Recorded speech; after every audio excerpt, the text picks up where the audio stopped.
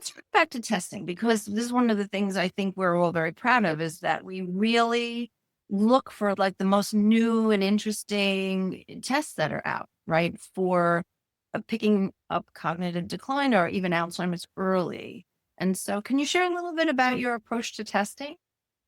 So there's probably two ways to answer this question, but I think what maybe people want to hear first is just that we now have in the last really year, 2 years, now FDA approved tests that look for phosphorylated tau in the plasma and that look for amyloid beta levels in the plasma. So we've always had In the seen blood, that's what that means. In a regular blood test. Yeah. regular blood tests through LabCorp Quest that we can now test. For example, there's the Rumi pulse, which looks at p-tau 217 over the amyloid beta. It's a ratio.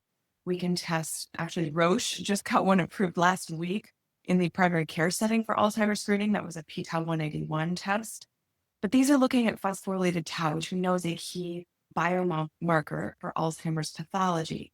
We know tau aggregates and amyloid plaques are a big part of the generation of cognitive decline. We also have neurofilament light chain and glial fibrillary acidic protein, or GFAP, which are additional add-ons that can sometimes give us information about prognosis and ongoing neurodegeneration and what's happening. I was reading recently, it just came across my feed about 217, how it can predict Alzheimer's. Really, it has a better predictive value than anything else that they discovered. For Let's go. scan, brain scans, blood tests, Yeah, anything like that's now got a 90% predictive value. Is that right? Was it about 90%? yeah, why? And we used to have to do, as you said, PET scans to figure this out, which is really, an invasive step for somebody that walks into your clinic and says, I'm feeling a little heavy. Right. Just was not Do you available. think people should get that test? Having an accessible test raises a lot of questions about, should I get the test? Do I want to know? Is it in my family? If somebody has no symptoms, is that someone who should get the test, but they're worried well? Or maybe it's for someone who has family history, or it's someone who has a little mild memory stuff and they're starting to worry. Like, who would you do the test on? And probably anyone who comes to your office and makes an appointment already in that worried state of mind, right? Because they're making this commitment.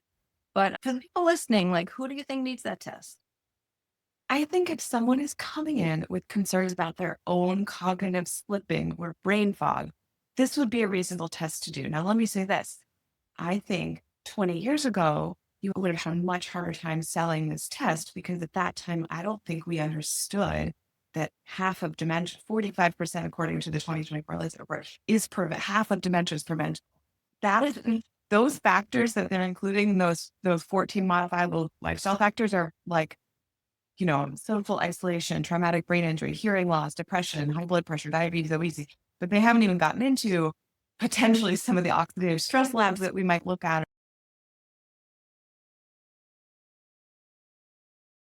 I would argue it might even be higher if we really took a functional medicine test. So let me just translate what I think I just heard you say, is that there's a task force that identified 14 things that could be modified to reduce your risk of Alzheimer's, right?